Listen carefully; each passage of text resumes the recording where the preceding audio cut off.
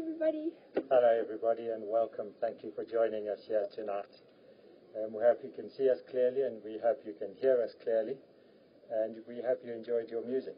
From the beginning you would have been able to see some of our wetland, the view that we look out to, the wetland that, thanks to the viewers and the petition that was signed, we hopefully have saved.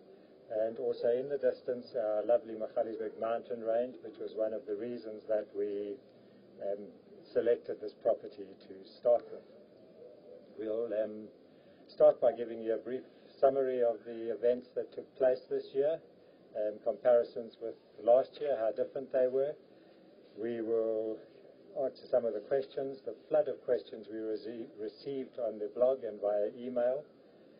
And then a little discussion on the wetland, and then we'll sign off.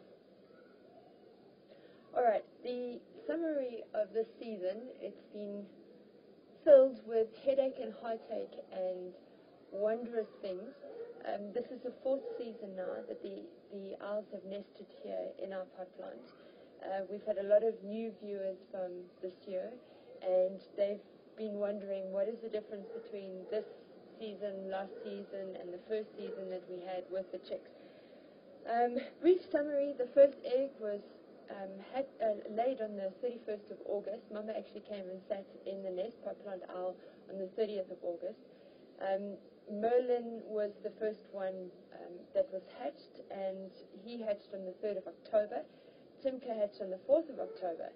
Now, the first big difference that we've had this year is for the first time 3 eggs were laid as normal, but only 2 hatched.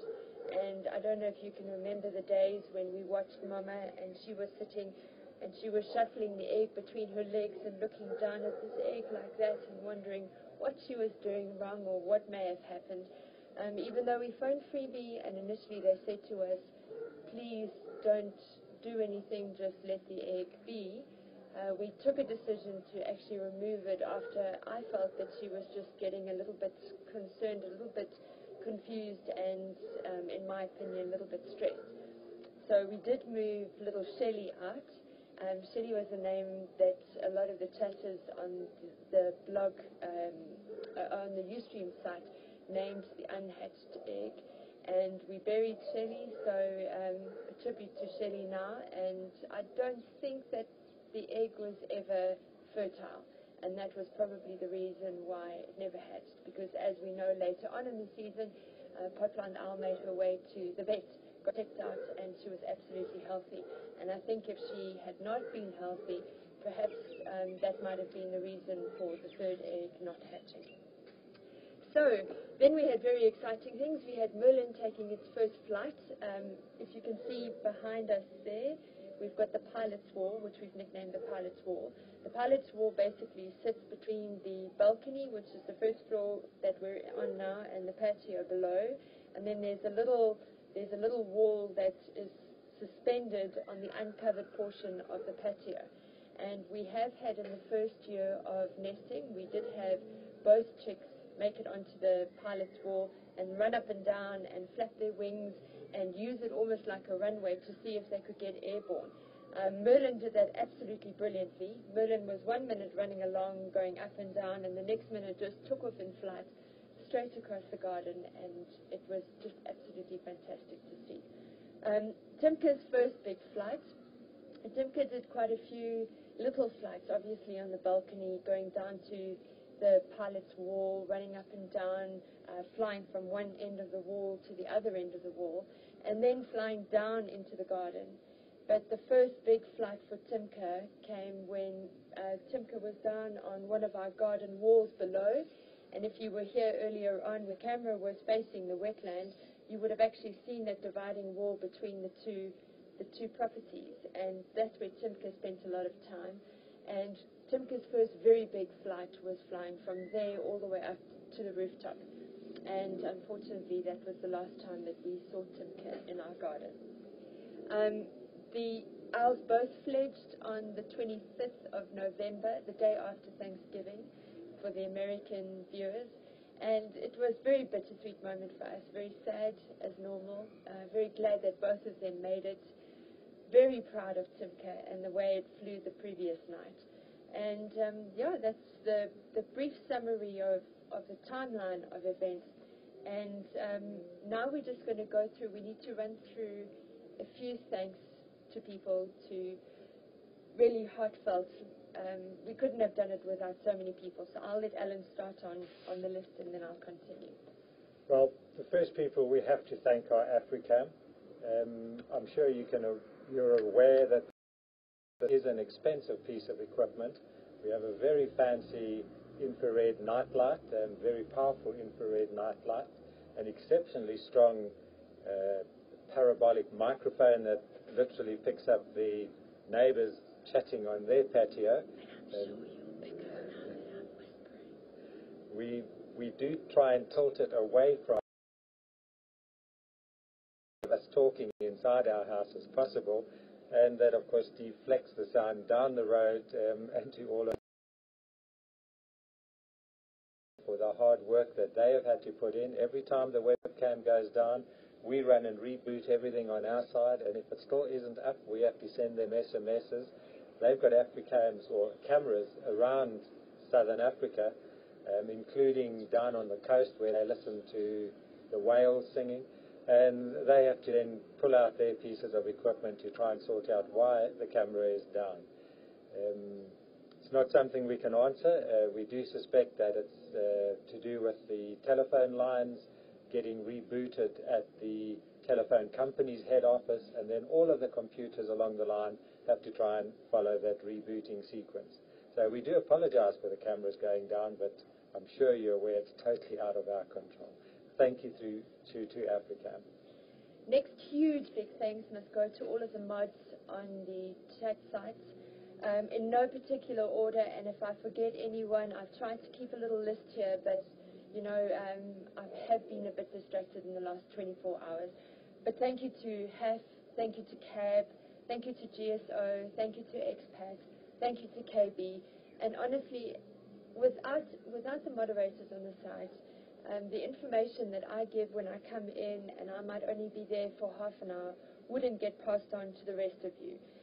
In addition, they provide the facility to answer the questions. When I'm not there, if the camera goes down, they're the ones that will then contact Ustream or will try and contact Africam. So they play a really vital role. I really am honestly so grateful for them, and just to let them know that there is a tiny little parcel winging its way to them in the post. It might take a little bit longer than normal, because we are flying across the seas to America from South Africa. But that's from us, and thank you very, very much. What do we... to the chat stream, thank you to everyone that participates in the chat stream. We do appreciate it. We like receiving input from all around the world. We like to hear different stories and different theories. We are not owl experts. We are observers of owls, and we do appreciate getting questions that we haven't thought about, and we can then go back and try and find some research and come back with answers at a later stage. But thank you to everybody for participating in the chat room. Thank you to Tracy for all of her hours on the chat room. She does love it. It was fun, and I love it. Thank you. Thank you to everybody. Next big shout out must go to Bob and the Owls. Bob, you're from, well, you know who you are. You're at Ustream. Bob has been absolutely incredible the past couple of weeks. What he did is he set up a Google Earth map to try and pinpoint all the pot plant owl fans around the world. And it takes a very, very long time. It is very labor intensive.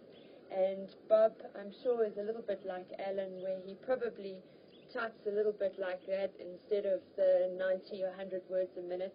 And Bob, I love you saying that. I mean it in the nicest possible way.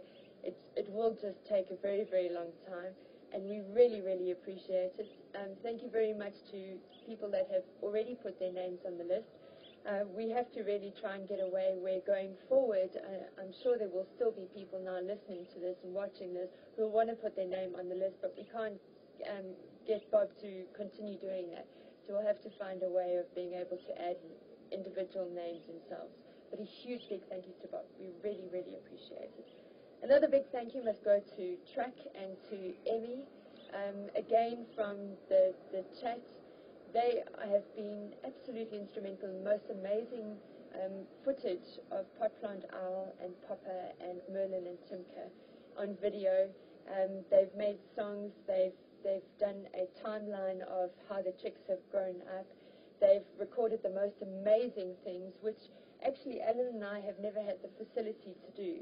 You know, in the first year that the owls nested with us, it was literally just Allan and I with a little camera lens and Allan behind it, with me and a little piece of paper and a pen writing everything down. And because we slept, obviously in the evenings, we lost a lot of what you in America and Canada see when you're awake. We don't see that. So it's been really nice to actually go back on all of the videos and all of the things that we're missing at 2 and 3 o'clock in the morning, the amount that the owl chicks eat and, you know, what they bring in, how the parents interact with them at night when we're sleeping. That's been amazing. So thank you very much for that. And also, incidentally, I know there are lots of other people that have posted incredible photographs or video clips, and I do want to say thank you to them. I just don't know all of your names. I really honestly cannot list them all, but I know that there have been people that have been instrumental on Facebook, the Potplant Owl Facebook site, and they have been posting regularly there, and I thank you, each and every one of you. Also on the blog, there have been comments and posts made there, and again on the chat, so thanks very much. You know who you are. All right, and the final thanks must go out to all of the Potplant Owl viewers and the well-wishers. We've just had an absolute flood of emails and Facebook messages just to say thank you to us for doing absolutely nothing other than just allowing owls to nest in our pot plant on the balcony. But thank you. Without you, Potplant Owl wouldn't have had the support in the media to be able to fight to save the wetland as we're doing at the moment. So thank you. Some of the artifacts we have on our desk here, the infamous shoe that is pitted with bite marks from little chicks. Now that our balcony is returned to us, we can start having a look around. Tons of little skeletons, little heads and odds and ends. We have a 6-pack of South African brewery's finest. For those of you who aren't aware, our day job, we are in the travel industry, and we arrange specialist wildlife safaris into Africa. At a travel industry Christmas lunch, we were fortunate enough to win a year's supply of South African breweries products. I'm not sure if it's going to take us all year to consume. I'm sure we'll be able to do a lot better than that. But thank you to South African breweries for our next couple of months' worth of fine beverages. Then moving on to just differences between this season and previous seasons. I want to make clear from the beginning that we are not owl experts. We are observers. Fortunately, we work from home, so we are able to spend a lot of time observing, probably more time than a lot of our researchers. Also bearing in mind that this is our 4th year of researching, and very few researchers actually get to spend 4 years continuously studying a breeding cycle of one particular species of owl.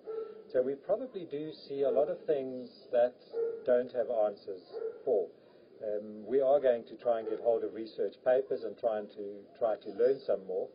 But yeah, there are a lot of things that are being cropped up here I haven't got answers to at this stage. One of those would be why the egg didn't hatch.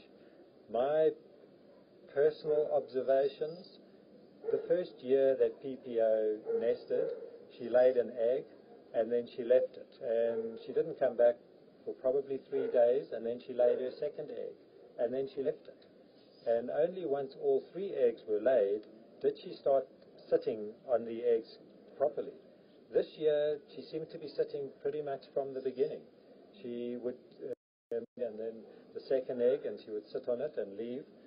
Just perhaps that egg that was laid first was being disrupted in its incubation, sitting warm, hot, cold, I don't know. It's a theory I'm throwing out there. But that's definitely one of the major differences that has occurred. Then we reiterate this with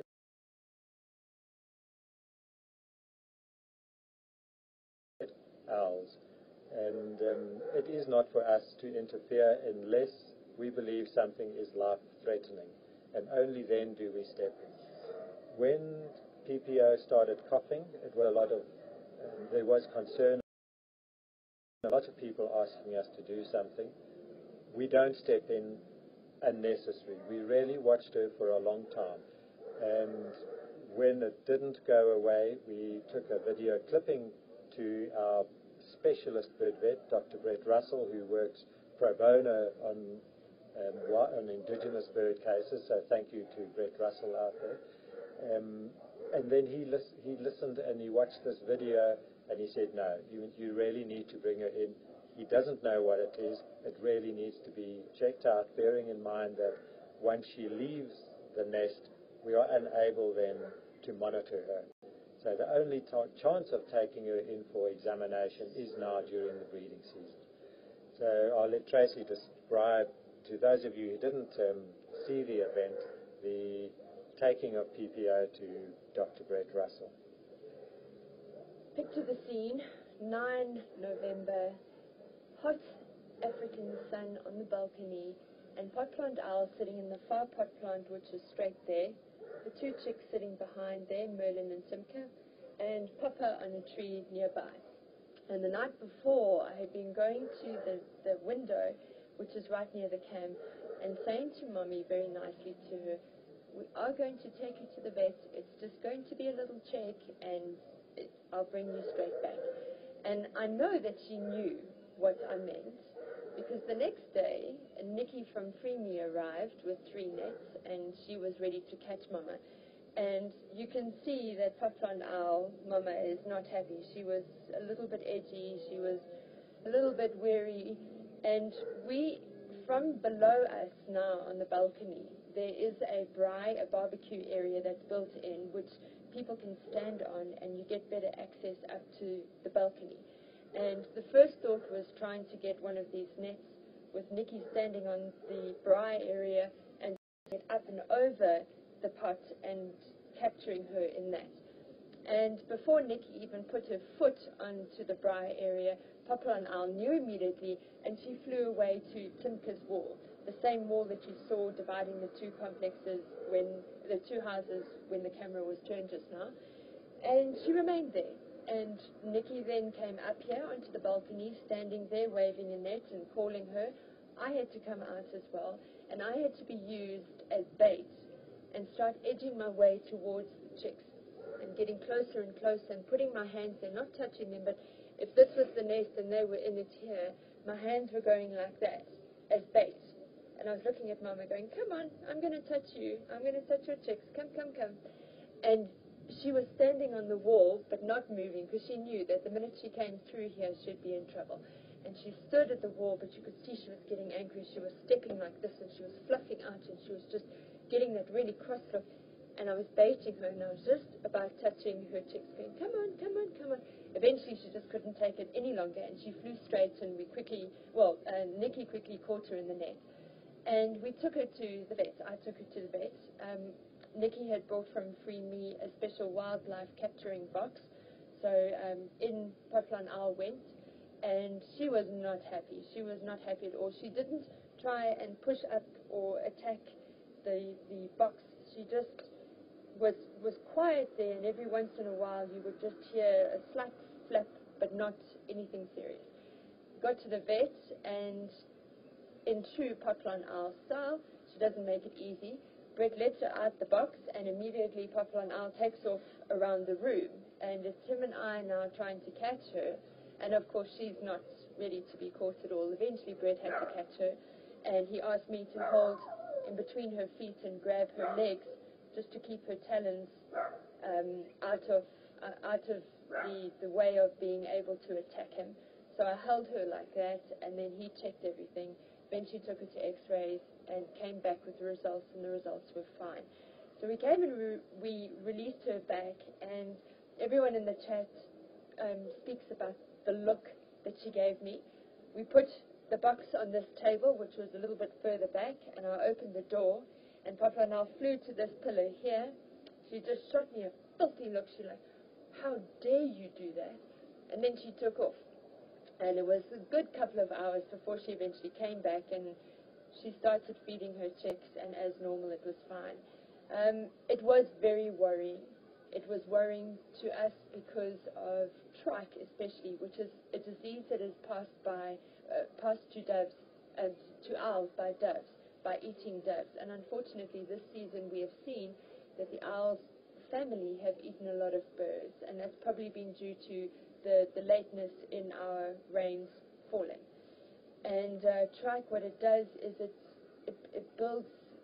forms these lesions in their throat area, and eventually they can't swallow, and they get so thirsty that they try and go down to water, and they try and drink water, and they've been known to stand in the shallow end of a swimming pool just to try and get water, and they actually die if not treated a horrible, painful death. So that was the biggest concern that we had, Allan and I and the vet, and what prompted us to take Papa and Al to the vet. So that was a very big difference, but thankfully she's got a full bill of health, clean bill of health this season. I got hit on the head twice, and Allan never got hit. So yeah, thanks very much, Papa and Al. Thank you, Papa. I really appreciate it. Thank you. On a more humorous side, the two chicks this year were in the habit of sitting on the pillar next to their nest in the early morning in the sunlight. And for me it was too much of a temptation not to take a photograph of them in the morning sun. So I pulled out an 8-foot step ladder and promptly sat on top of the 8-foot step ladder taking photographs. Unfortunately the ladder wasn't on stable ground, and some of the viewers were fortunate enough to watch me fall off the step ladder. The camera and I both survived. That was very funny. I was washing dishes at the time, and all I heard was this big thud downstairs, and I rushed outside to Allan. Allan, are you okay? Are you okay?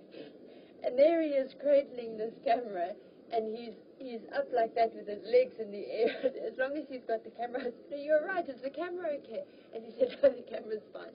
And we didn't realize until I went onto the chat, I think it was later that evening, when viewers were actually asking Allan if he got hurt. And I think it's very funny. So well done, Allan, for providing the comedy this season.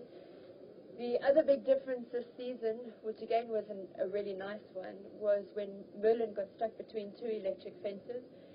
We have electric fences in South Africa on walls, and that's to prevent burglars coming in. And we have a big electric fence around our complex, and right next door there's another complex, and they have an electric fence. So Merlin was literally on a wall between the two electric fences, and the poor chick, I don't know how it managed to get in there, but it couldn't get out.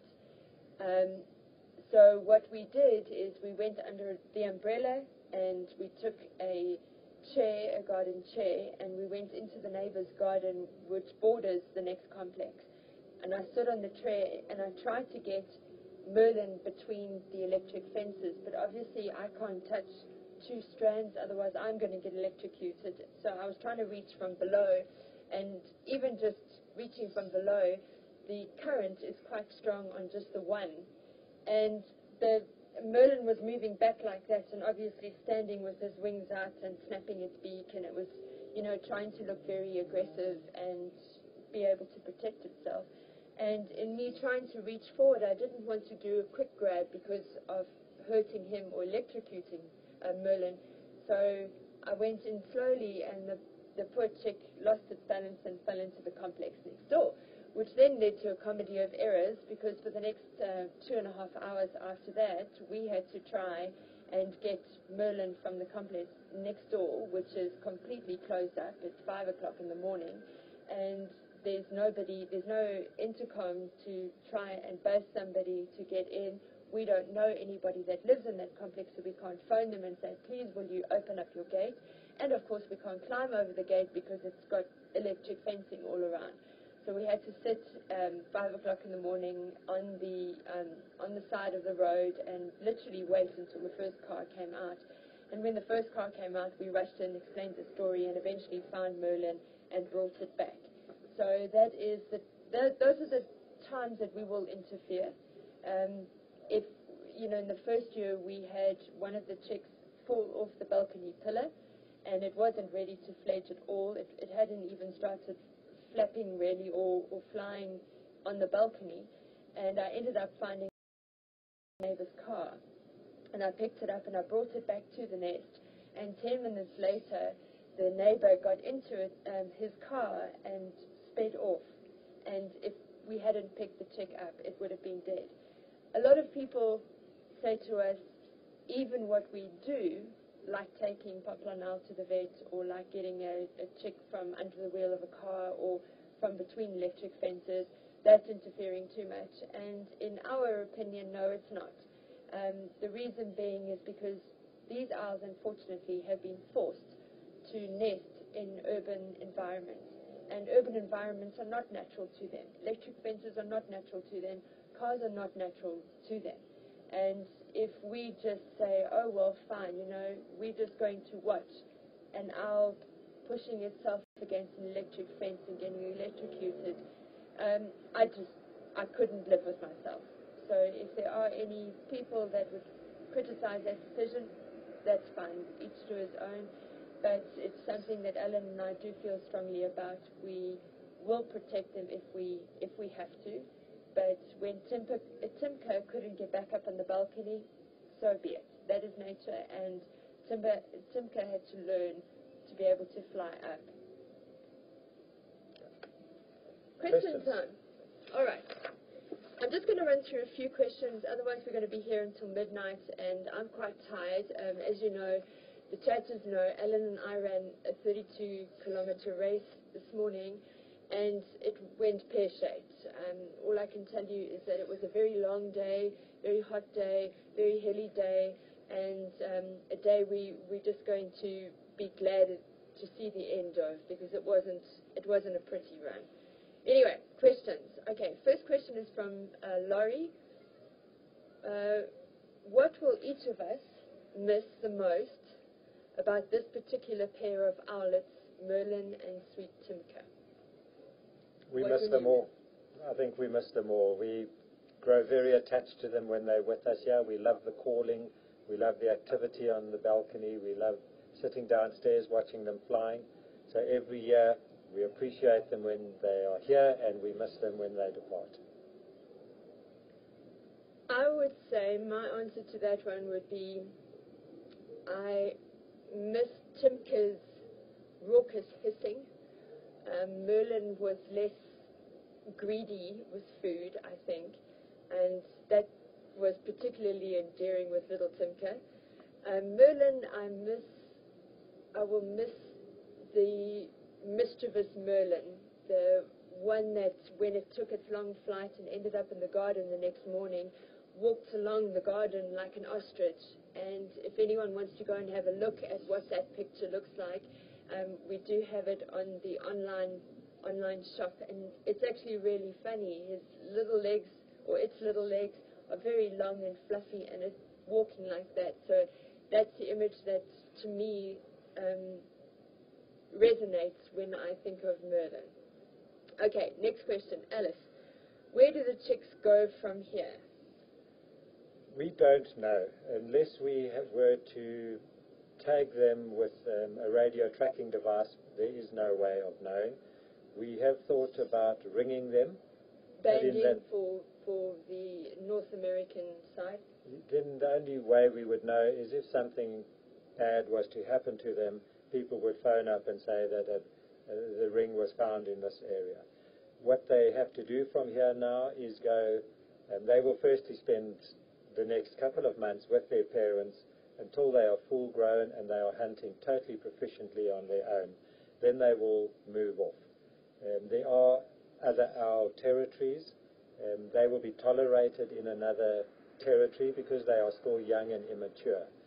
We suspect from our observations that it probably takes them about 4 years before they are able to breed. Possibly 3 years from now they will be looking for a territory. And once they become adult and territorial, they will have to find a territory that is unoccupied. We are fortunate here in South Africa, not more than 20 kilometers as the crow flies, we have got wildlife reserves. We've got lovely mountain ranges. If you travel further, not much further, we have got a lot of open wildlife areas. We hope that they will be finding an open territory in a natural game reserve away from human habitation. Next question, Gail. Did the vet weigh PPO when we took her to the vet? How heavy is she? How tall is she? I don't recall Brett having actually weighed her. I do know that she's very, very light. She will weigh under 1 kilogram, probably 800 or 900 grams. The male Papa is smaller and he will weigh less, about 700 grams. How tall is she? I'm trying to remember from the books. I think the book says 65 centimeters. Yeah. So about like that when she's sitting up. She's actually, when you see her having been caught, Nikki from Free Me held her like that and allowed me just to touch her feathers very quickly. And she looks really, really tiny. And when I picked up Merlin, for example, the whole chest bone of Merlin was very prominent, and it was just light as a feather. It couldn't have weighed more than maybe 300 or 400 grams. It was very, very light. So they actually look a lot bigger, especially Mama. She looks a very healthy bird. All right, next question. Is it true that you should not shine a light in owls' eyes? Explain the type of light that we use. Yes, you shouldn't shine a white light in any wild animal's eyes. It does disturb their light vision. They are they have a particularly strong night vision, and it won't do them any good. What we have got here is an infrared LED. When we sit on the balcony, there is no light shining. You won't see us with any red on us or any light on us. For our eyes, we cannot see a thing. It is totally pitch dark, but the camera can pick it up. It is sufficient for a camera, but it is not detectable by human or wildlife eyes. Caroline, at what point do PPO and Papa come back? Is it just at nesting time? No, they like to keep an eye on their territory. This is their balcony, and every now and again they will come past and we'll hear them hooting, and they're just making sure that the territory is not occupied by anybody else. Once we get closer to probably June, July, they start getting more territorial, and we'll see a lot of them. But February, March, April, I would expect they will come past you twice a month just to say hello and see that we've left their pot here. When Allan, just to clarify, when Allan says come past here twice a month, he means actually physically be on the balcony and scraping in the pot plant and doing territorial hoots. But aside from that, we see them a lot more. We see them flying around all the time, probably 4 or 5 nights a week, most months of the year. The only time that we actually don't see that is once the chicks have left. But actually this morning, the reason I'm looking around is this morning we actually saw one of the chicks down on the far side there, and we had to use the binoculars, but one of the chicks was on the roof. And as the sun came up, the family, we saw a couple of them fly off back that way. So they all nesting, they're all roosting there, and obviously going down towards the bottom side of the wetland to feed. And another question from Doris. Didn't it seem that the owls were more out and about last year than this year? Yes, I think it was, but I think it's because of the fact that there were only 2 owls this year. Because in the first year that we had Mama and Papa, she laid 3 eggs and all 3 eggs hatched. And unfortunately what happened on the 8th day, Mama was letting the chicks, and they were that big at that stage, play on her back by her tail. And they were out in full view, and crows flew around the area. And we didn't see the event happening, but what we imagined and what we surmised happened was Mama must have whipped around to face the crows, and she knocked one of the chicks off the nest and down onto the balcony floor. And there was this tiny little chick, and it was rocking with its eyes closed back and forth next to the balcony nest. And that evening when Potlon Owl left the nest, where she goes onto a rooftop and she stretches her wings, etc., I came out here under the umbrella and I picked that little thing up to put it back in the nest. And there were 2 in the nest, and I only ever found 1. And we hunted high and low for that 3rd chick, and we never ever saw it. So unfortunately we think the chick must have been taken by a crow. So in that first year, after that 8th day, there were only 2 chicks. And what we noticed with having only 2 chicks is that they do things a lot closer together, and as soon you will on the balcony pillar first, get onto the pilot wall first, fly down to the garden first, and then eventually up into the rooftop first. And the 2nd chick is following in its footsteps. But as soon as the 2nd chick leaves, there's very little activity around the balcony. Now the difference in years 2 and last year 3, is having all 3 survive. And I think there's such a big difference in their development between the first one and the 3rd one, that you find that there is a lot more activity running around, and the strength of the first one is shown up because of how weak the 3rd one appears. So last year Teeny was the baby of the litter, and Jelani was the first one to fly. Indy was the adventurous middle one. And there was a lot more activity because Jelani and Indy were flying perfectly. Teeny was nowhere near flying. So they still came back. They moved around in the evening, but they constantly came back. So that probably is why there was such a difference in the activity around the balcony once they got a bit older this year. Okay, that's really honestly all we have time for, but if you want any other questions answered, please just pop me an email or put a comment on the blog or put a comment on Facebook, and I'll get to you as soon as I can. All right, moving on to the wetland. We do sincerely believe that the law will take its course and the wetland will be protected as is rightful. What will happen to the wetland from now onwards? There has been when the initial destruction took place, the owner was given a legally binding directive that he would have to. Sorry, we'll just pause while we have a jet fly overhead.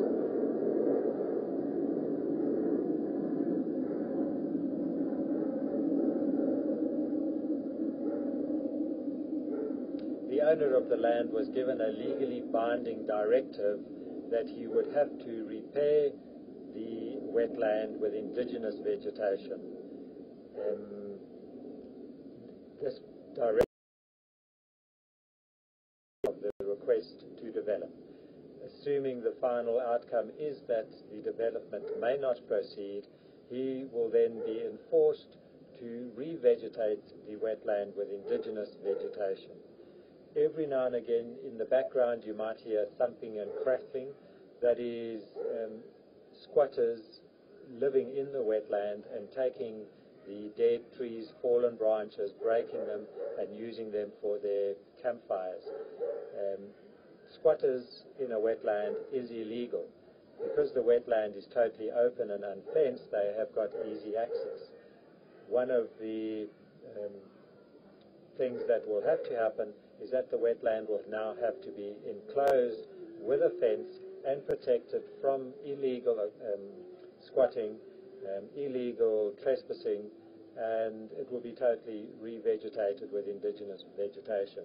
So we are really looking forward to the decision, and then the repair of the wetland, we can't wait for that to start happening.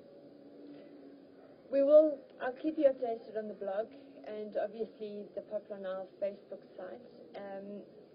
Fiona, Auntie Fee, has done a wonderful job at creating a group on Facebook, which I encourage all of you to join, and it's the Poplar Nile family friends group, and you can go on and you can share your experiences with your pets, put up photographs of your pets and tell us about them, of yourself if you want to, absolutely, and also of maybe anything that's happening around your area that might be similar to this. Just to end off for the evening, Allan and I do a lot of talks about poplar owl. I can talk the hind leg off a donkey because I love the bird, I love the owls, I love the experience that we have, and I feel very privileged, and I know that I need to pay that forward because a lot of people don't have the opportunity that we do. And we have had requests to try and assist where there have been problems with children and adults as well that have maimed or killed owls.